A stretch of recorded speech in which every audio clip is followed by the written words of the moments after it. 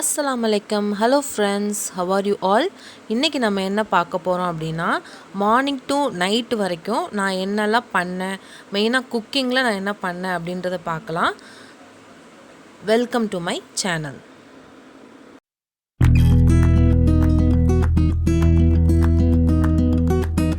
பாப்பாவுக்கு வந்து school leave அப்படின்றதுனால டெய்லியுமே வந்து லேட்டாக தான் அந்த நாள் ஸ்டார்ட் ஆகுது. ஸோ பார்த்தீங்கன்னா ஒரு 9:30 ஆயிடுச்சு நான் டீ போடுறதுக்கே. நான் பார்த்தீங்கன்னா டீ போடுறதுக்கு வந்து 3 ரோசஸ், சக்ரா கோல்டு, தாஜ்மா அந்த மாதிரி எந்த பிராண்டுமே யூஸ் பண்ண மாட்டேன். நாங்கள் வந்து குன்னூரில் டீ தூள் காமிச்சேன் பார்த்தீங்களா, அந்த மேக்ஸிமம் நான் வந்து ஊட்டி டீ தூள் மட்டும்தான் யூஸ் பண்ணுவோம். அது பார்த்திங்கன்னா நம்மளுக்கு ரேட்டும் கம்மியாக இருக்கும், டேஸ்ட்டும் வந்து நல்லா நேச்சுரலாக இருக்கும். இஞ்சி டீ போடலாம் அப்படின்ட்டு எப்பயும் போல் பாலை நல்லா கொதிக்க வச்சுட்டு சுகரும் இஞ்சியும் போட்டு கொஞ்சம் நல்லா கொதிக்க விட்டுருதுங்க. அதுக்கப்புறம் டீ தூள் ஆட் பண்ணி ஒரு நல்லா அந்த டிகாஷன் இறங்குற வரைக்கும் கொதிக்க விட்டோம்னா சூப்பராக நம்மளுக்கு வந்து டீ ரெடி ஆயிரும். அந்த டீ கொதிக்கிறப்பே நான் பார்த்திங்கன்னா பிரேக்ஃபாஸ்ட்டுக்கு தேவையானதெல்லாம் வந்து கட் பண்ண ஆரம்பிச்சிட்டேன். ஸோ டீ போட்டாச்சு. கரெக்டாக நான் வந்து வீடியோ எடுக்கிற நாள் பார்த்து தான் கேஸ் தீரும், எல்லாமே ஆகும். ஸோ அதே மாதிரி கேஸ் தீந்துருச்சு, எடுத்து மாற்றி வச்சாச்சு.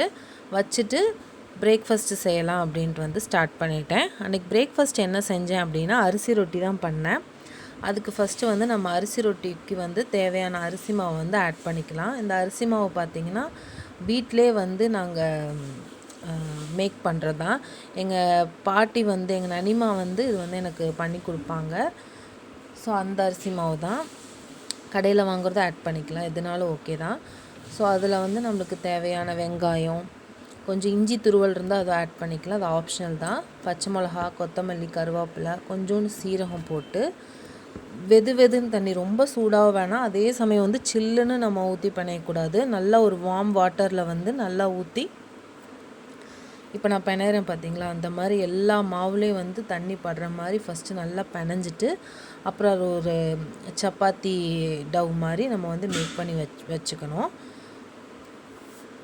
அதுக்கப்புறம் ஒரு பிளாஸ்டிக் கவர் எடுத்துக்கோங்க. சில பேர் வந்து இந்த வாழை இலை இருக்குது பார்த்தீங்களா, அதையும் யூஸ் பண்ணி வந்து நல்லா தட்டி வந்து தோசைக்கல்லில் போட்டு எடுப்பாங்க. இது செய்கிறப்பயே பார்த்திங்கன்னா என் பொண்ணு வந்து அந்த நூடுல்ஸ் செய்கிறேன் அப்படின்னு சொல்லிட்டு எந்திரிச்சோடனே ப்ரஷ் பண்ணோடனே வந்து நூடுல்ஸ் செய்ய ஆரம்பிச்சிட்டாங்க. அது என்ன நூடுல்ஸுன்னு பார்த்தீங்கன்னா, நான் அன்றைக்கி காமிச்சிருந்தேன் போன விலாகில் உங்களுக்கு, மைவி3யில் அந்த வல்லாரைக்கீரை நூடுல்ஸ் அப்படின்னு சொல்லிட்டு ஒரு நூடுல்ஸ் வாங்கியிருந்தேன் பார்த்தீங்களா. ஸோ அதுதான் நான் நூடுல்ஸ் வந்து வேக வச்சுட்டேன். ஸோ இவங்க வந்து வெறும் செஞ்சுட்டு மட்டும் இருந்தாங்க. பார்த்திங்கன்னா ஆயில் ஊற்றிட்டு பெரிய வெங்காயம் ஒன்று ஆட் பண்ணிவிட்டு அப்புறம் இஞ்சி பூண்டு பேஸ்ட் ஆட் பண்ணிக்கிட்டா, என்ன செஞ்சான்னு கூட நான் சரியாக பார்க்கல. அப்புறம் வந்து கரம் மசாலா தூள், மிளகாத்தூள் ஆட் பண்ணிக்கிட்டா, ஒரு ஹாஃப் டொமேட்டோ மட்டும் ஆட் பண்ணிவிட்டு நல்லா மிக்ஸ் பண்ணிவிட்டு தேவையான அளவு உப்பு ஆட் பண்ணிக்கிட்டாங்க. நான் கடையிலேருந்து அந்த மேகி மசாலா ஒன்று விற்கும் பார்த்தீங்களா, அது மட்டும் வாங்கிட்டு வந்துருந்தேன் சரியா, அதை போட்டு நம்ம செஞ்சு பார்க்கலாம் அப்படின்ட்டு. ஸோ அதை தான் வந்து இப்போ ஆட் பண்ணியிருக்காங்க. அதையும் ஆட் பண்ணி நல்லா மிக்ஸ் பண்ணிவிட்டு கொஞ்சோண்டு சோயா சாஸ் மட்டும் ஆட் பண்ணிவிட்டு நூடுல்ஸை போட்டு நல்லா மிக்ஸ் பண்ணி எடுத்துக்கிட்டாங்க. டேஸ்ட் எப்படியோ நல்லா இருக்காது அப்படின்னு நினச்சி தான் நான் சாப்பிட்டு பார்த்தேன். ஏன்னா அந்த நூடுல்ஸ்லாம் நான் அவ்வளோக்கா செஞ்சது கிடையாது. ஆனால் டேஸ்ட் வந்து ரொம்ப சூப்பராக இருந்துச்சு.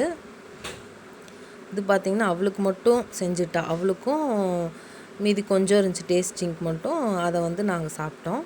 கொஞ்சம் டொமேட்டோ கெச்சப்பும் ஆட் பண்ணிக்கிட்டாங்க. இப்போ வந்து நான் வேக வச்ச நூடுல்ஸை வந்து ஆட் பண்ணிக்கிட்டோம்.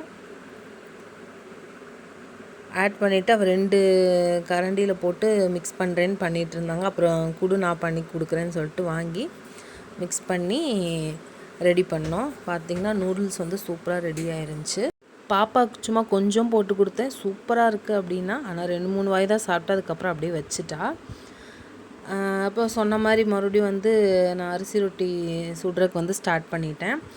அந்த மாதிரி பாலித்தீன் கவரில் வந்து கொஞ்சம் ஆயில் ஸ்ப்ரெட் பண்ணிவிட்டு நமக்கு ஒரு பெரிய ஒரு பால் சைஸுக்கு எடுத்துகிட்டு நம்ம அந்த மாதிரி நல்லா தட்டிட்டு நம்ம அப்படியே தோசைக்கல்லில் போட்டு நல்லா எண்ணெய் ஊற்றி, ரொம்ப ஃபுல்லாக அடுப்பு வைக்காதீங்க, கொஞ்சம் மீடியமாக வச்சுட்டு ஆயில் ஊற்றிட்டு நம்ம திருப்பி போட்டு நம்ம வெந்தோடனே எடுத்து சர்வ் பண்ணிட வேண்டியதான். இது வந்து தேங்காய் சட்னி கூடயும் நல்லாயிருக்கும். நான் வந்து நைட்டு வந்து பார்த்திங்கன்னா இந்த சட்னி அரைச்சிருந்தேன், கார சட்னி. ஸோ அதே இருந்தனால அதை வச்சே வந்து நான் கொடுத்துட்டேன். லஞ்சுக்கு பார்த்திங்கன்னா அரிசி வந்து நான் இந்த ரைஸ் குக்கரில் தான் போடுவேன். எங்களுக்கு வந்து குக்கர் ரைஸ் பிடிக்காது. ஸோ இதுதான் வீட்டில் சாப்பிடுவாங்க. ஒரு ஒரு டம்ளர் அரிசிக்கு பார்த்திங்கன்னா 2 டம்ளர் தண்ணி ஊற்றிட்டு நம்ம வந்து குக்கில் வச்சு விட்டோம் அப்படின்னா அதுவாக வந்து குக்காகி வார்முக்கு வந்துடும். சூடாகவே இருக்கும். நம்ம சாப்பிட்ற வரைக்குமே வந்து பார்த்திங்கன்னா சூடாகவே இருக்கும். பார்த்திங்கன்னா குக்கில் வச்சிடணும். வச்சிட்டோம் பார்த்திங்கன்னா நல்லா சூடாகவே இருக்கும்.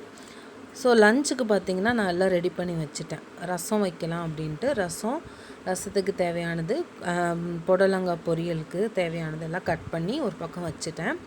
அதுக்கப்புறம் வந்து ஹேர் பேக் போடுறேன்னு சொல்லிட்டு பாப்பா வெளியே இருந்து செம்பருத்தி இலை, பூ அதெல்லாம் கட் பண்ணிவிட்டு அதெல்லாம் வந்து அரைக்கிறதுக்காக எடுத்து வச்சிட்ருந்தாங்க. புடலங்காய் பொரியல், நான் பொரியல் சொல்ல மாட்டேன், மசாலா. எப்படின்னா கடுகு சீரகம் போட்டு வெங்காயம், வரமிளகா, கருவேப்பிலை போட்டு தாளிச்சிட்டு புடலங்காவே நல்லா நம்ம போட்டு கொஞ்சம் அது வதங்குற வரைக்கும் உப்பு கம்மியாக போட்டுக்கோங்க உப்பு, ஏன்னா அது வதங்கிடுச்சுன்னா கம்மியாயிரும். மஞ்சத்தூள், உப்பு போட்டு நல்லா கொஞ்சம் நேரம் நல்லா சாட்டே பண்ணிகிட்டே இருந்தீங்கன்னா கொஞ்சம் இந்த மாதிரி வதங்கி வந்துடும். அதுக்கப்புறம் வந்து கொஞ்சோண்டு தண்ணி ஊற்றி நம்ம வந்து விட்டுறணும், சிம்மிலே வச்சு விட்டுறணும். வேகிற அளவுக்கு விட்டுட்டோம்னா நம்மளுக்கு வந்து பொரியல் வந்து நம்மளுக்கு அப்புறம் ரெடி ஆயிரும். ஸோ இடையில பார்த்திங்கன்னா ரசத்துக்கும் அரைச்சி வச்சுட்டேன். புடலங்காய் பொரியலுக்கு வந்து கொஞ்சம் ஒரு 80% வெந்ததுக்கப்புறம் மிளகாத்தூளும் கொஞ்சோண்டு மல்லித்தூளும் போட்டு நல்லா மிக்ஸ் பண்ணிவிட்டு ஒரு 5 மினிட்ஸ் வச்சோம்னா புடலங்காய் பொரியல் ரெடி. அதுக்கப்புறம் பார்த்திங்கன்னா ரசத்துக்கு வந்து நான் தக்காளி புளியெல்லாம் வந்து கரைக்க ஸ்டார்ட் பண்ணிட்டேன். ஆயில் ஊற்றிட்டு கடுகு வந்து பொரிய விட்டுக்கோங்க, கருவேப்பிலை ஆட் பண்ணிவிட்டு இது அரைச்சி வச்சுருக்கேன் பார்த்திங்களா. என்னென்ன அப்படின்னா நான் என்னென்ன போட்டு அரைப்பேன் அப்படின்னா மிளகு, சீரகம், ஒரு 4-5 வெந்தயம், மல்லி இதை ஆட் பண்ணிவிட்டு ஃபஸ்ட்டு ஒரு அரைச்சிட்டு அதுக்கப்புறம் பூண்டு, கருவேப்பிலை, ஒரே ஒரு பச்சை மிளகா போட்டு அரைச்சி வச்சுருக்கேன். அதுக்கப்புறம் தக்காளி, புளி. நான் எப்போயுமே தக்காளி ஜாஸ்தி புளி கம்மியாக தான் ஆட் பண்ணுவேன். ஸோ கரைச்சிட்டு நம்ம உப்பு பார்த்துக்கணும், பெருங்காயத்தூள் ஆட் பண்ணிவிட்டு நல்லா நுர கட்டுற வரைக்கும் தான் வச்சுக்கணும். அதுக்கப்புறம் டக்குன்னு ஆஃப் பண்ணிடணும். நுர கட்டினோடனே ஒரு 2 டேபிள் ஸ்பூன் இல்லாட்டி 1 டேபிள் ஸ்பூன் நெய் போட்டுட்டு டக்குன்னு மூடி வச்சுருங்க. மூடி வச்சுட்டு கொஞ்ச நேரம் கழித்து எடுத்து சாப்பிட்டோம்னா சூப்பராக இருக்கும் ரசம். கண்டிப்பாக ட்ரை பண்ணி பாருங்கள்.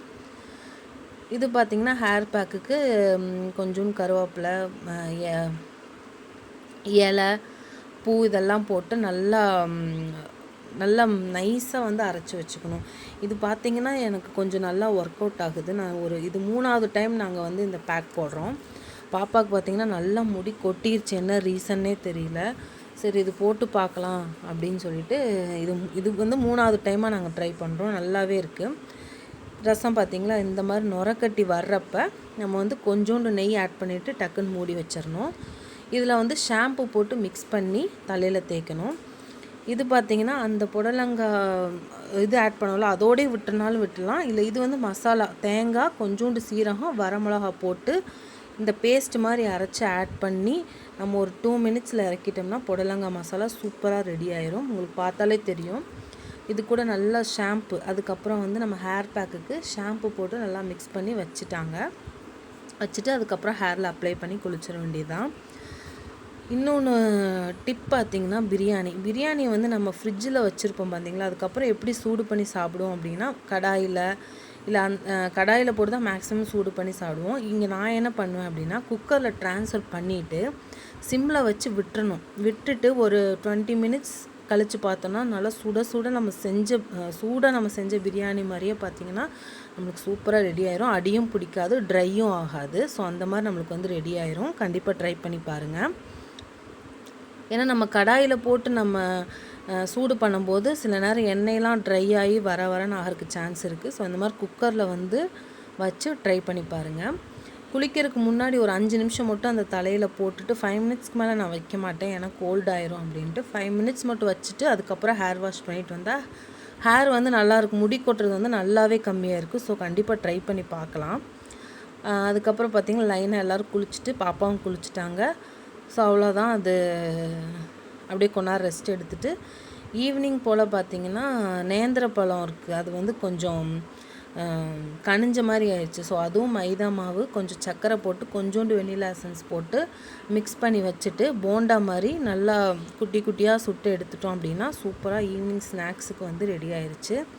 வெனிலா எசன்ஸ் யாரும் சேர்க்க மாட்டாங்க, நான் சும்மா அந்த ஃப்ளேவருக்காக சேர்த்து பார்க்கலாம் அப்படின்னு சேர்த்துட்டு நான் ஃப்ரை பண்ணேன். பார்த்திங்கன்னா ரொம்பவே நல்லா இருந்துச்சு. ஸோ ஈவினிங் வந்து அது முடிஞ்சிச்சு.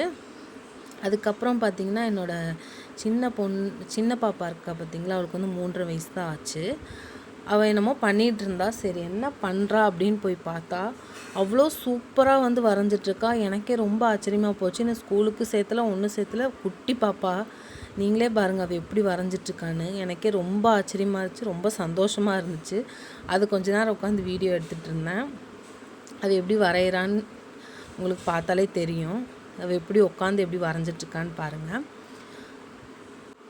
ஸோ அவ்வளோதான் ஃப்ரெண்ட்ஸ். இப்படி தான் நார்மலாகவே என்னோடய மார்னிங் டு நைட் வந்து இப்படி தான் போகும்.